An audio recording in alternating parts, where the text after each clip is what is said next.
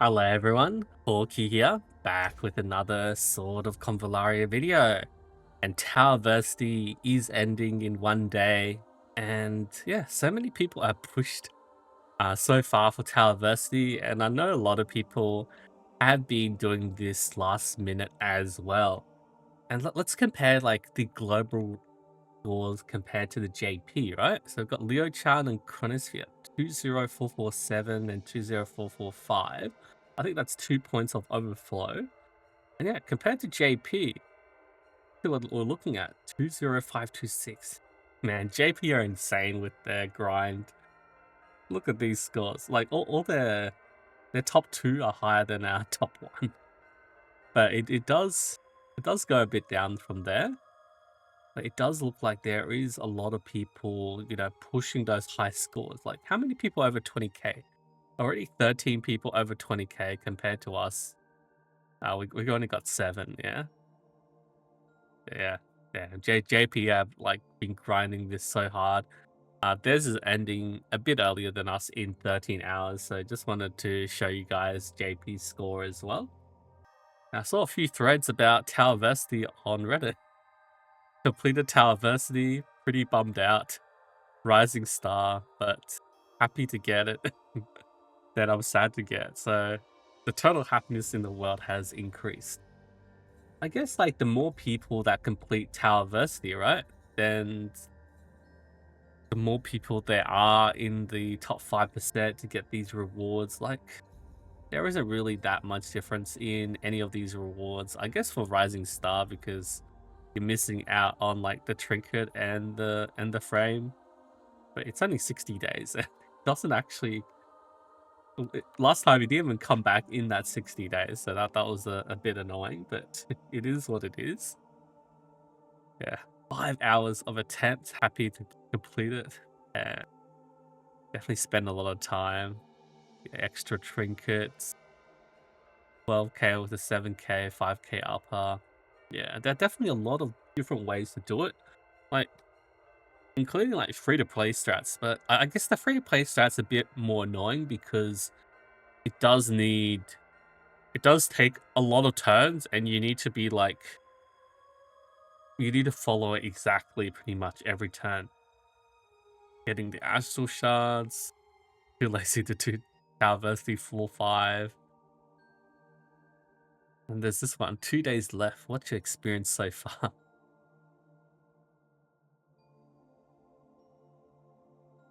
Convallaria, Sophia. Oops. Staff to warehouse manager. Uh, 2 complaints, right? 2 compliance. Pushing the newest unit, SP, Nana, and Rika a bit too much with the low floor. That ballista. Man, I don't know. Like, SP Nana is great. Like, she'll be used everywhere. But Rico, I don't think Rico was really that used as at all. Like, we look at, the pick rate or anything. Yeah, SP Nana, obviously. I mean, you could say Kavara is being pushed, right?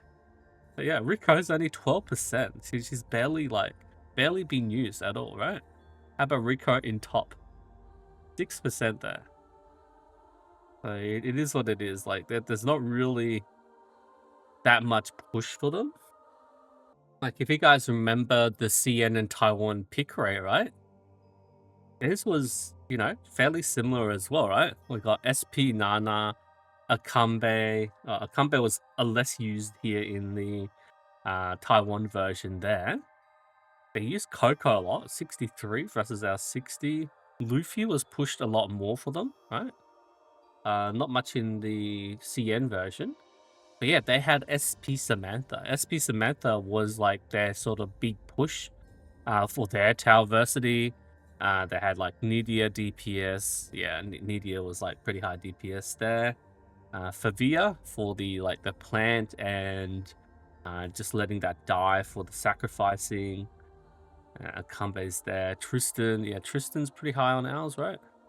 Where's Tristan? 81%. They had OG Nana here, 35, 23%. Us is 84. They also had Parsifal. So Parsifal was the banner that came out like before Towerversity release. So it was like the newest unit, and then SP Samantha came out during the last week of Towerversity. So similar to us, we had Rico for before Towerversity release, and then we had Marcel come in like in that last week, right? Was she being pushed? She's 6%, 19%. Like she's not really being used that all that much. You can see Marcel's 20% there. Like, yeah, I just feel like it's not really pushing out the new units. It's just the new units are suitable, but it might not be the best or the easiest strat to play with, right? And I guess it also takes into account like how many people did pull on Rico and Marcel, right? And it's not the best strat. So yeah, moving on from that, spent too much time on the first POA and felt burnt out. Casually cleared the 4-6, enjoyed the experience. Yeah, low rarity. Yeah, there's lots of free to play clears. The one by Spiral was really, really nice. I think that was pretty much the same as the CN clear, right? Yeah, because I remember looking at this one back in May. Might be a bit different, I don't know. But yeah, an hour plus, going through each of the units, spending Castalia resources, dealing with RNG. Yeah, I learned a lot from the clears. Copying them is another story. Building other units. Yeah, like I feel like there is that point where, you know, in Towerversity, you have all your favorite units you want to build. And like you might have some of these units, but it's hard to find a clear which has every single of the unit that you own compared to someone else, you know, with the right level of investment and everything. Like, wait a second. Why isn't the lower? We have no free to play clears, right?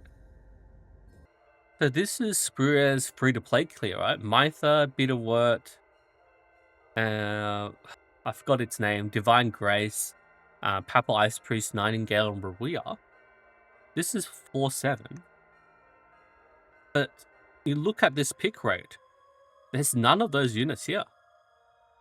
There's Lightning, but Lightning's for the other clear. You sacrifice her. And Nightingale's 1%. But where's the other units? Is nobody using a free-to-play clear for difficulty 7? Like, shouldn't Mytha and, like, everyone else be on this, pick rate? Like, there's Butterfly here. Or did they, like, not bother with anything under, like, 1%? They, Senshi. Yeah. Like, I thought there would be more, right? That's so weird. Like, back on my old pick rate thing, like, I was recording a lot. Even, like, this was, like, during the middle of that TOA. And then you see more people with, like, these free-to-play clears. Like, look at this. Nightingale, Angel, Apple Ice Priest.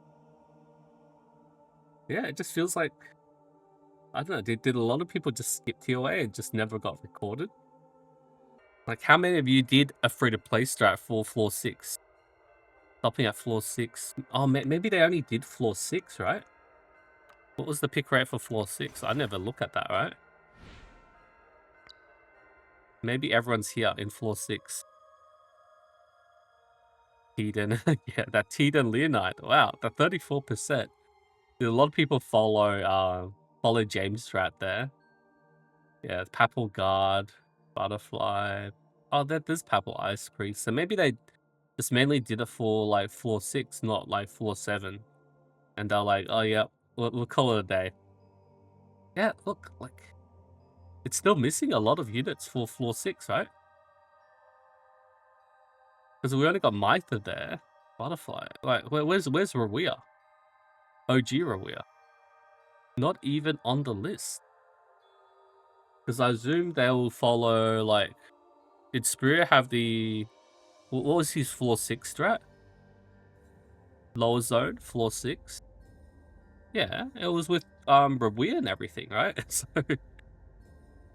Are the stats not being counted? Yeah, Nightingale's great. Upper's enjoyable, has room for mistakes. Yeah, you can sort of YOLO upper because the MC's skills are pretty pretty cracked, right? Yeah, fully relying on MC skills, 6 units to transport. Stop that lower 5. Really like upper, lower would be pain if not for the barrel trick. Be cold. A bit more, could be a couple of temps. Last one a lot more enjoyable.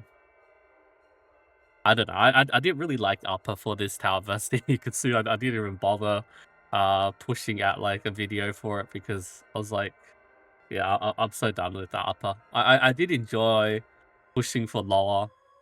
Yeah, it definitely wasn't too sure for Rico there. Yeah, SP Nana is just like,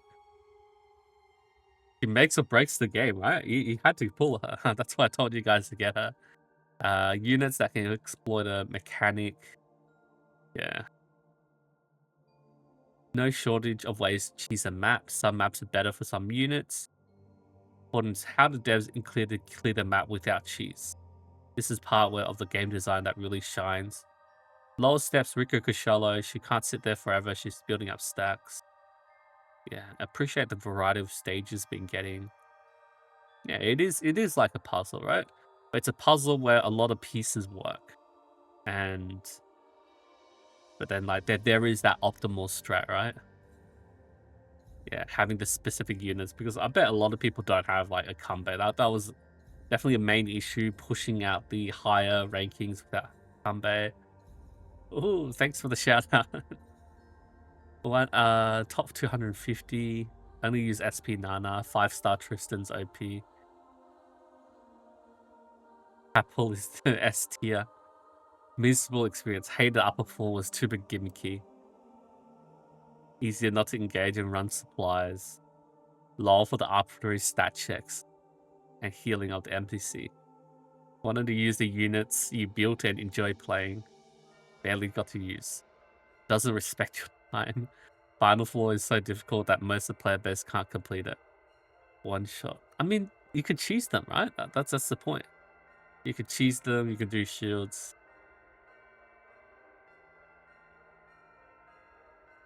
You can't really compare to Fireside Chat. I think Fireside Chat's more gimmicky there. I guess in Towerversity, what's good is like it's a challenge where you can get like higher and higher rankings and push up the scores and everything. And Fireside's just like, you have to shut these mutations and clear it. That's it. Frame is temporary.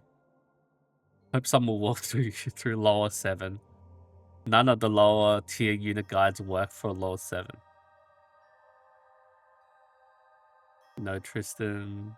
Until the damage is too much. How much dumb and tedious one hit KO effects? Yeah, 90% of the damage. Favored it. I mean, that was in the past, the first season, right? Yeah, old iteration of Towerversity we never got to see. Yeah, more for CN. Because essentially they had like buffs for the specific unit. Like and basically every clear had the newest unit. Like that's not the case here. I mean, SP Nana's there, but technically our featured unit is Rico and Marcel, right? So better have single target. I think the next Towerversity will have single target because, they want to definitely have a platform for Shams, right? Big big boss counterattacking. I might be just an elite with a bunch of mobs. Definitely more tuned towards AoE. Yeah, Shams here, single target attacker. Yeah, this is the in-game content. Wasting hours to try and replicate established runs. Universal Derivation, Fireside Chat, other seasonal content are the real endgame. I mean, they are in a way. Like Universal Derivation, Fireside Chat, Voyage of Discovery.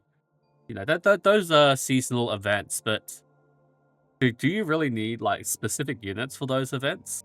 It's more Towerversity where you do want to like sort of grind for the highest scores and like beat the hard stages, and having the more meta units definitely does help a lot, right?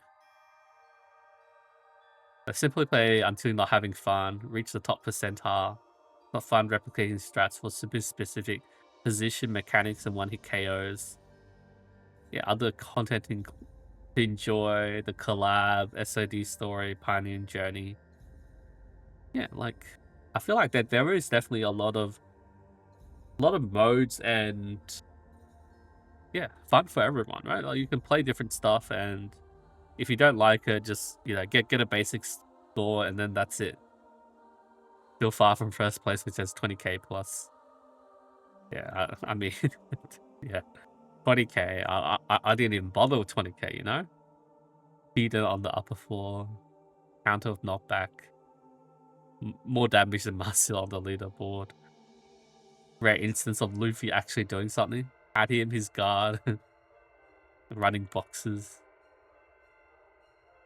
Surprisingly easy and fun as long as you stop the ballista's main attack.